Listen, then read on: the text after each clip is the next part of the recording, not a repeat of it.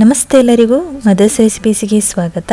ಇವತ್ತು ನಾನು ನಿಮಗೆ ಮೊಳಕೆ ಬರಿಸಿದ ಹೆಸರುಕಾಳು ಮತ್ತು ಹೀರೆಕಾಯಿ ಹಾಕಿ ಸಾಂಬಾರು ಹೇಗೆ ಮಾಡೋದು ಅಂತ ತಿಳಿಸಿಕೊಡ್ತಾ ಇದ್ದೀನಿ. ತುಂಬಾ ಸುಲಭ ಈ ಸಾಂಬಾರು ಮಾಡೋಕ್ಕೆ. ಹಾಗಾದರೆ ಬನ್ನಿ ಹೇಗೆ ಮಾಡೋದಂತ ನೋಡೋಣ. ಇಲ್ಲಿ ನಾನು ಒಂದು ಕುಕ್ಕರಿಗೆ ಒಂದು ದೊಡ್ಡ ಹೀರೆಕಾಯಿನ ರೌಂಡಿಗೆ ಕಟ್ ಮಾಡಿ ಹಾಕ್ತಾ ಇದ್ದೀನಿ. ಹಾಗೆಯೇ ಒಂದು ಅರ್ಧ ಕಪ್ನಷ್ಟು ಮೊಳಕೆ ಬರಿಸಿದ್ದೀನಿ ಹೆಸರುಕಾಳನ್ನು. ಅದನ್ನು ಕೂಡ ಇದಕ್ಕೆ ಹಾಕಿ ಸ್ವಲ್ಪ ನೀರು ಹಾಕಿಬಿಟ್ಟು ಒಂದು ವಿಶಿಲ್ ಕೂಗಿಸ್ಕೊಳ್ತಾ ಇದ್ದೀನಿ. ಇವಾಗ ಒಂದು ಸಣ್ಣ ಕಡಾಯಿಗೆ ನಾನು 1 ಸ್ಪೂನಷ್ಟು ಎಣ್ಣೆ ಹಾಕ್ಕೊಳ್ತಾ ಇದ್ದೀನಿ. ಎಣ್ಣೆ ಸ್ವಲ್ಪ ಬಿಸಿ ಆದಮೇಲೆ ಇದಕ್ಕೆ 2 ಸ್ಪೂನಷ್ಟು ಕೊತ್ತಂಬರಿ, 1/4 ಸ್ಪೂನಷ್ಟು ಮೆಂತೆ, ಅರ್ಧ ಸ್ಪೂನಷ್ಟು ಜೀರಿಗೆ ಹಾಕಿಬಿಟ್ಟು ಸ್ವಲ್ಪ ಹೊತ್ತು ಹುರ್ಕೊಳ್ತಾ ಇದ್ದೀನಿ. ಮೀಡಿಯಮ್ ಫ್ಲೇಮಲ್ಲಿ ಇಟ್ಟು ಹುರ್ಕೊಳ್ಳಿ, ಜಾಸ್ತಿ ಹೈ ಫ್ಲೇಮಲ್ಲಿ ಇಟ್ಕೊಂಡು ಹುರ್ಕೊಳ್ಳೋಕೆ ಹೋಗಬೇಡಿ. ಇವಾಗ ಇಲ್ಲಿ ನಾನು ಒಂದು ಮೀಡಿಯಮ್ ಸೈಜ್ ಈರುಳ್ಳಿನ ಕಟ್ ಮಾಡಿ ಹಾಕ್ತಾ ಇದ್ದೀನಿ. ಹಾಗೆಯೇ 3 ರಿಂದ 4 ಬೆಳ್ಳುಳ್ಳಿ ಹೆಸಳನ್ನು ಕೂಡ ಹಾಕ್ತಾಯಿದ್ದೀನಿ. ಇದನ್ನು ಸ್ವಲ್ಪ ಸಾಫ್ಟಾಗಿ ಹುರ್ಕೊಂಡು ಒಂದು ಪ್ಲೇಟಿಗೆ ಹಾಕ್ಕೊಳ್ಬೇಕು. ಅದೇ ಬಾಣಲಿಗೆ ನಾನು ಇಲ್ಲಿ ಒಂದು 10 ಬ್ಯಾಡಗಿ ಮೆಣಸು ತೊಗೊಂಡಿದ್ದೀನಿ. ಅದಕ್ಕೆ ಸ್ವಲ್ಪ ಎಣ್ಣೆ ಹಾಕಿಬಿಟ್ಟು ಹುರ್ಕೊಳ್ತಾ ಇದ್ದೀನಿ. ಇದನ್ನು ಅದೇ ಪ್ಲೇಟಿಗೆ ಹಾಕ್ಕೊಳ್ಬೇಕು. ಇವಾಗ 1 ಕಪ್ನಷ್ಟು ತೆಂಗಿನ ತುರಿ ತೊಗೊಂಡಿದ್ದೀನಿ. ಇದನ್ನು ಅಷ್ಟೇ ಸ್ವಲ್ಪ ಹೊತ್ತು ಹುರ್ಕೊಳ್ಬೇಕು. ಈ ರೀತಿ ಹುರ್ಕೊಳ್ಳೋದ್ರಿಂದ ನಿಮಗೆ ಬೇಗನೆ ಸಾಂಬಾರು ಹಾಳಾಗಲ್ಲ.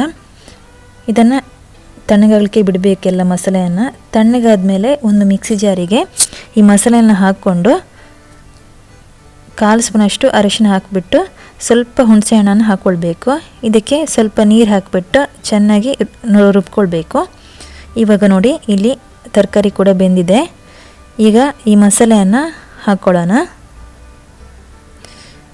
ಈ ರೀತಿ ಒಮ್ಮೆ ಮಿಕ್ಸ್ ಮಾಡ್ಕೊಳ್ಳಿ. ಈ ರೀತಿ ಮಸಾಲೆ ಹಾಕಿದ ಮೇಲೆ ಮಿಕ್ಸ್ ಮಾಡಿ ಆದಮೇಲೆ ಇದಕ್ಕೆ ಅದೇ ಮಿಕ್ಸಿ ಜಾರಿಗೆ ಸ್ವಲ್ಪ ನೀರು ಹಾಕಿಬಿಟ್ಟು ಇದಕ್ಕೆ ಹಾಕ್ಕೊಳ್ಳಿ. ಜಾಸ್ತಿ ನೀರು ಹಾಕ್ಕೊಳಕ್ಕೆ ಹೋಗಬೇಡಿ, ಸ್ವಲ್ಪ ದಪ್ಪಗೆ ಇರಬೇಕು ಈ ಸಾಂಬಾರು. ಈಗ ಮುಚ್ಚಲು ಇಟ್ಬಿಟ್ಟು 1 ನಿಮಿಷ ಇದನ್ನು ಕುದಿಸ್ಕೊಳ್ಬೇಕು. ನೋಡಿ ಇವಾಗ ಕುದಿತಾ ಇದೆ. ಇದಕ್ಕೀಗ ಎಷ್ಟು ಬೇಕಷ್ಟು ರುಚಿಗೆ ಉಪ್ಪು ಹಾಕಿಬಿಟ್ಟು 1 ನಿಮಿಷ ರೀತಿ ಮಿಕ್ಸ್ ಮಾಡ್ಕೊಳ್ಳಿ. ಇದಕ್ಕೀಗ ಒಗ್ಗರಣೆ ರೆಡಿ ಮಾಡ್ಕೊಳ್ಳೋಣ. ಇಲ್ಲಿ ನಾನು 1 ಸ್ಪೂನಷ್ಟು ಎಣ್ಣೆಗೆ 1 ಸ್ಪೂನ್ ಸಾಸಿವೆ ಹಾಕ್ಕೊಂಡಿದ್ದೀನಿ. ಸಾಸಿವೆ ಚಟ್ಪಟ ಅಂತ ಆದಾಗ 1 ಕೆಂಪು ಮೆಣಸಿನಕಾಯಿ ಮತ್ತು ಸ್ವಲ್ಪ ಕರಿಬೇವು ಹಾಕಿಬಿಟ್ಟು ಈ ಸಾಂಬಾರಿಗೆ ಹಾಕ್ಕೊಳ್ಬೇಕು. ಇವಾಗ ಸಾಂಬಾರು ನೋಡಿ ಸ್ವಲ್ಪ ಕುದಿಸಿದರೆ ಸಾಕು. ಇವಾಗ ಇದು ರೆಡಿಯಾಗಿದೆ. ಇದನ್ನು ಅನ್ನ, ಮುದ್ದೆ, ಚಪಾತಿ, ರೊಟ್ಟಿ ಯಾವುದ್ರ ಜೊತೆ ತಿನ್ನೋಕ್ಕೂ ತುಂಬ ಸೂಪರಾಗಿರುತ್ತೆ.